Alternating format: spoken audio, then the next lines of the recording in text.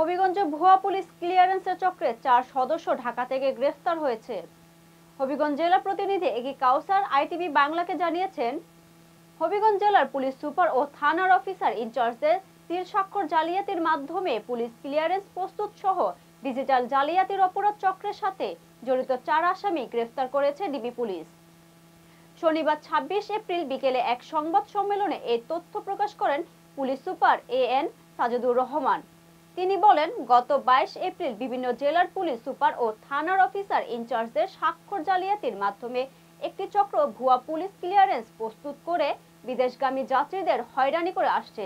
জৈনক মোহাম্মদ স্বাধীন আহমেদ রবিনের নামীয় একটি পুলিশ ক্লিয়ারেন্সের ফটোকপির উপর তদন্ত করে এই চক্রটিকে আইনের আওতায় আনার জন্য তিনি ডিবির ওসিকে নির্দেশ প্রদান করেন।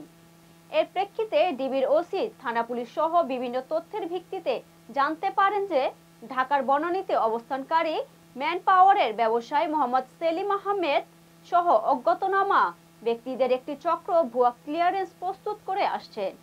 পরবর্তীতে হবিগঞ্জ জেলা গোয়েন্দা শাখার কর্মরত পুলিশ পরিদর্শক মোহাম্মদ সোহেল রানার নেতৃত্বে একদল পুলিশ গত 24 এপ্রিল ভোরে ঢাকা থেকে ডিএমপির অপরাধ ইউনিট, সাইবার ইউনিট সহ পুলিশের বিভিন্ন বিশেষায়িত সংস্থার সহযোগিতায় টানা 72 ঘন্টার অভিযান পরিচালনা করা হয়।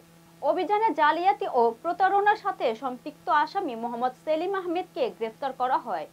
তার দেওয়া তথ্য মোতাবেক পর্যায়ক্রমে চক্রের অন্যান্য সদস্য মোহাম্মদ খালিদুর রহমান, মোহাম্মদ রুকনুর আলম, মোহাম্মদ সুমন মিয়াকে গ্রেফতার করে তাদের কাছ থেকে প্রতারণা কাজে ব্যবহৃত 6টি মোবাইল ফোন, একটি হার্ড ডিস্ক, 5টি পাসপোর্ট সহ ভুয়া ক্লিয়ারেন্সের কপি উদ্ধার পূর্বক জব্দ করা হয়।